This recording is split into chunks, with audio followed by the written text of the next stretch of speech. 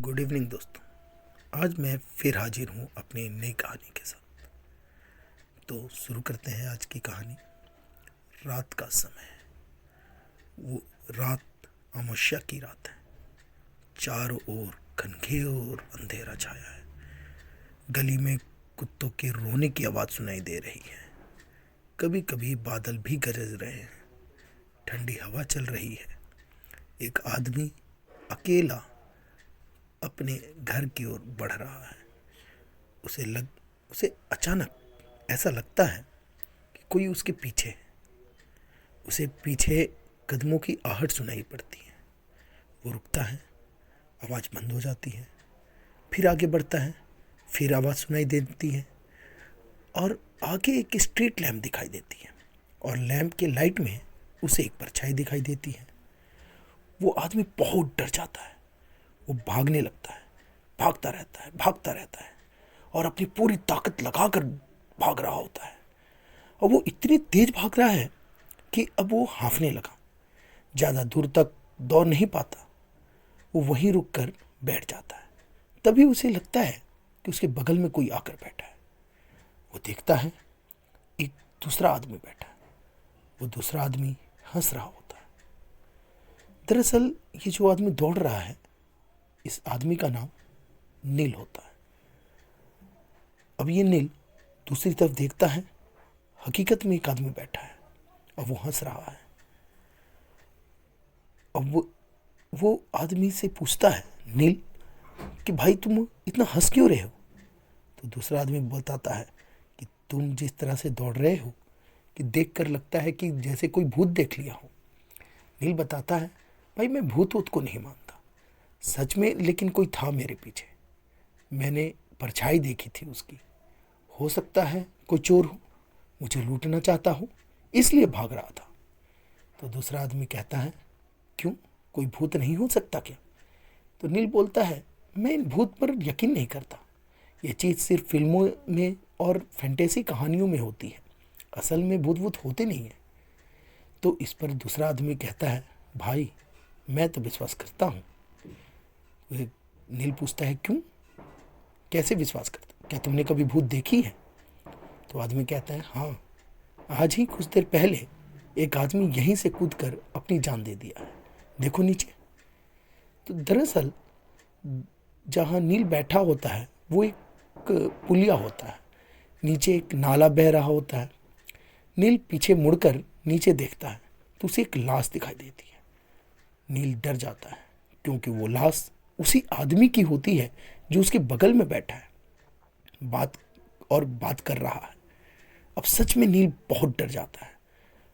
अब वो आदमी बोलता है कि भाई डरो मत, भगवान ने मुझे तुझसे इसलिए मिलाया ताकि मैं अपनी कहानी सुना सकूं। नील बहुत हिम्मत करके बोलता है, बताओ क्या बोलना चाहता है। साथ ही नील बहुत डरा हुआ भी है और पसीने पसीने है। अब वो आदमी अपनी कहानी सुनाता है। वो आदमी ये बताता है कि उसका नाम अविनाश है और वो अपनी ज़िंदगी से बहुत तंग आ गया था। 2 साल पहले उसकी शादी किसी जानवी नाम की लड़की से हुई थी। कुछ दिन तक तो सब ठीक चला, लेकिन जैसे जैसे दिन गुजरते गए उनके आपस में झगड़ा बढ़ता गया। दरअसल जानवी चाहती थी कि अविनाश अपने माँ बाप से अलग रहे और उसके सारे ऐशो आराम का वो पूरा करे। जानवी बहुत ऐशो आराम चाहती थी। अविनाश उसे पूरा करने की कोशिश करता, लेकिन सारी फरमाइश कैसे पूरी कर सकता था।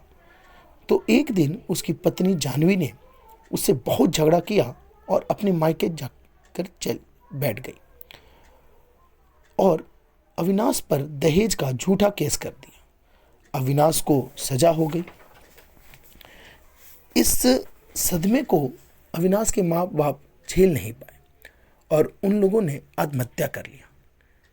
जब जेल से अविनाश छूटा तो उसकी नौकरी चली गई। दरअसल ये कहानी अविनाश बता रहा है नील को। अविनाश कहता है कि मैं जिस जगह अप्लाई करता सब मुझे क्रिमिनल समझते हैं। मैं इतना परेशान हो गया कि आज मैंने अपने जीवन का ही अंत कर लिया। अब शायद अगले जन्म में ऐसी बीवी ना मिले। अब तक सुबह होने वाली थी। अविनाश कहता है कि भाई मेरे अब जाने का समय हो रहा है, मैं जा रहा हूँ। और इतना कहकर अविनाश कूद जाता है। नील सोचता है कि अगर सुबह हो गई और किसी ने उसे यहाँ पर देख लिया तो कहीं उसकी हत्या में उसी को मुजरिम ना समझे और उसे गिरफ्तार ना करा दें। जल्दी से वो भी वहाँ से निकल जाता है। घर जाकर वो बैठता है और क्योंकि रात भर सोया नहीं इसलिए वो सो जाता है। सपने में उसे अविनाश दिखाई देता है, उसकी वही आंखें, वही मुस्कुराहट। ये देखकर उसकी आंखें खुल जाती हैं। बस यही थी आज की कहानी। दरअसल इस कहानी को सुनाने का मेरा एक और मकसद भी है। मकसद ये है कि ज़रूरी नहीं कि हर समय लड़का ही कसूरवार हो सकता है लड़की भी कसूरवार हो। लड़की लड़के को झूठे केस में भी फंसा सकती हो। दहेज का केस एक ऐसा केस है जिसका गलत फ़ायदा भी उठाया जा सकता है। तो मेरी सरकार से और सबसे यह विनती भी है कि दहेज लेना और देना दोनों गलत है, लेकिन दहेज का झूठा केस करना, किसी को गलत फंसाना, ये भी गलत है। इस पर भी सरकार को और कानून को ध्यान देना चाहिए। तो दोस्तों, कैसी लगी आप लोग को आज की कहानी? कमेंट करें और अगर पसंद आए तो लाइक भी करें ताकि मुझे और भी कहानी सुनाने का मोटिवेशन मिल सके। शेयर करें अपने दोस्तों को, परिवारों को, ताकि मेरी कहानी उन लोगों तक भी पहुंच सके, ज़्यादा से ज़्यादा लोग सुन सके। और क्योंकि मेरी कहानी में कोई ना कोई मोटिवेशन होता है, कोई ना कोई मोरल होता है, तो वो मोरल भी लोगों तक पहुंच सके।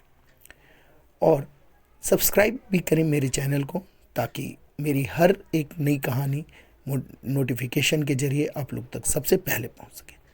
तो मिलते हैं कल दोस्तों, तब तक के लिए धन्यवाद। थैंक्स। जय हिंद।